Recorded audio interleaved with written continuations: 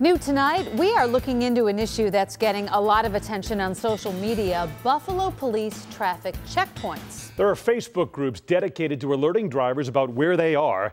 And now, as the Democratic primary in the mayoral race approaches, it's become an election issue. 2 on your side's Kelly Dudzik getting answers tonight and joins us with more. Kelly. Well, Adam and Mary Alice, this is a big topic of debate, especially now that people can post about checkpoints and their experiences with them online. So we want to know, how often do you think police checkpoints should be used? More often, less often, or the same? You can vote right now at WGRZ.com/vote. We will show you the results live at the bottom of your screen as my story airs. Tonight, I spoke with a Buffalo woman who's upset after her daughter was stopped at a checkpoint, and I got some answers from police. Katrina Martin-Bordeaux says her daughter was stopped at a Buffalo police traffic checkpoint Monday just after 5 p.m. on Leslie Street on Buffalo's east side. Martin-Bordeaux rushed to the checkpoint and went live on Facebook. Her video has been shared by almost 200 people and has more than 10,000 views. This is something that is constantly happening in our community, in our neighborhood, and it's not an isolated incident. This isn't our first rodeo, and this isn't her first time ever being stopped. I've just had it at this point. Martin-Bordeaux says her daughter was pulled over for an alleged seatbelt infraction, but was wearing her seatbelt and ultimately did not receive a ticket. Tuesday night, Martin-Bordeaux led a meeting of the Young Black Democrats of Western New York to rally voters and, quote, change the culture of the Buffalo Police Department.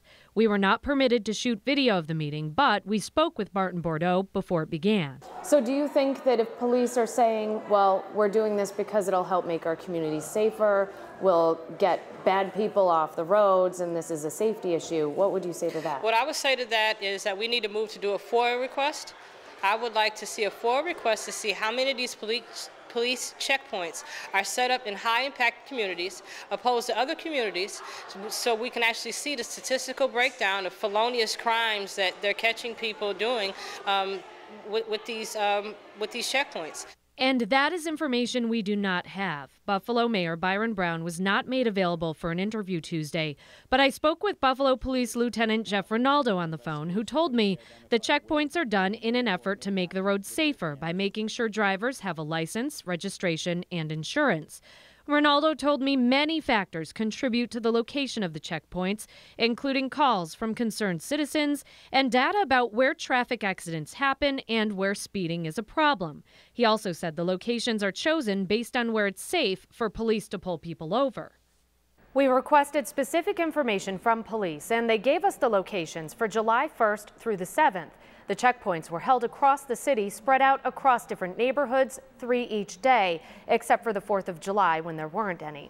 Now, this is only a snapshot of information. Lieutenant Rinaldo told me the number this year is probably similar to last year, but we don't have exact numbers. And we don't know whether the number of locations has increased or decreased. We also don't know how many people were stopped or what they were stopped for, or whether they were cited or arrested. The Buffalo Police Department requested that we do not make these locations public because they are concerned about the safety of the officers, and we are respecting that. You can still vote in our poll right now. People are saying more often. 68% of you say more often. You can vote at WGRZ.com/vote. We will stay on this story and ask the mayor about this the next time we see him. In the Information Center, Kelly Dudzik, Channel 2 News.